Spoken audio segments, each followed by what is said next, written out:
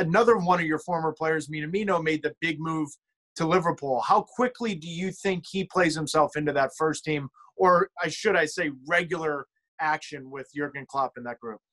Well, Taki's another interesting one. So we were following him in New York, and we liked him a lot and thought that maybe there'd be potential for him to come to New York and play in MLS. He was still young. He didn't always play under the other coaches that he had played for here. But when I came, I knew right away that he was going to be a big part of what we were going to be about. He's smart. He's very clever. He's not pure explosive, right? But he understands football. He understands how to make final plays. He understands tactics.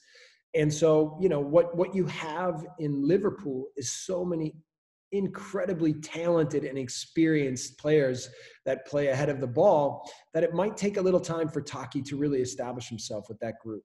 But I think over time, they're going to figure out more and more and more that he can play almost any of the front six positions for Liverpool, that because he's so smart and clever, that he'll figure things out, that he'll get better and better as he goes.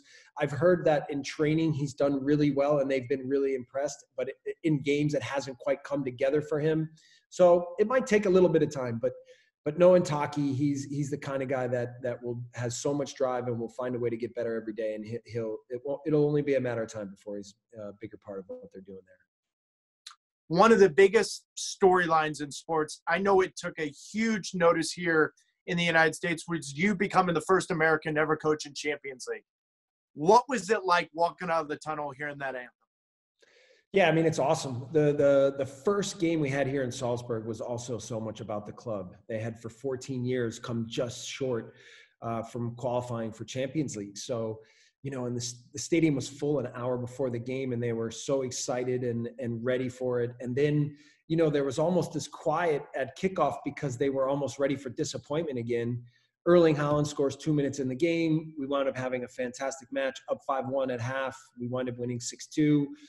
In the end, of course, it's a unique experience and something very special. But, I've been in this business long enough, and when you grow up in it, it's what it feels like now, whether it was as a player or as a coach, being as assistant coach at the World Cup, playing with the national team against some big time players and clubs, and then doing it, with the Red Bulls. We played against Chelsea, we played against Benfica, we played against big clubs. And so it wasn't like another game, but my mind was totally focused on trying to make sure that our team was fully prepared to get the results and to perform well.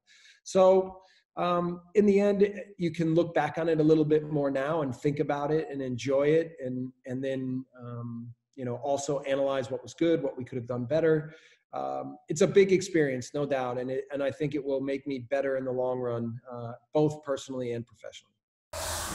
Thanks for watching ESPN on YouTube. And for more sports highlights and analysis, be sure to download the ESPN app. And for premium content plus live streaming, make sure to subscribe to ESPN Player.